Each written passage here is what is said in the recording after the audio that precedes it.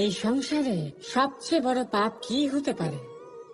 কেউ বলবেন অসত্য, কেউ বলবেন ছলনা, আবার কেউ বলবেন লালসা। না, সংসারে সবচেয়ে বড় পাপ হলো নারী জাতির অসম্মান, নারীর মান ভঙ্গ করা।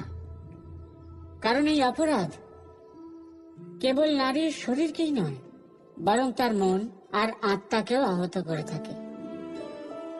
তাহলে এবার প্রশ্ন হলো, যে এই অপরাধ করেছে তাকে কি শাস্তি দেওয়া উচিত? কেউ বলবেন শারীরিক যন্ত্রণা, আর কেউ বলবেন মৃত্যুদণ্ড। কিন্তু এই অপরাধের শাস্তি নির্ধারণ করার আগে এটা জানার কি কোনো প্রয়োজন নেই যে অপরাধী আসলে কে?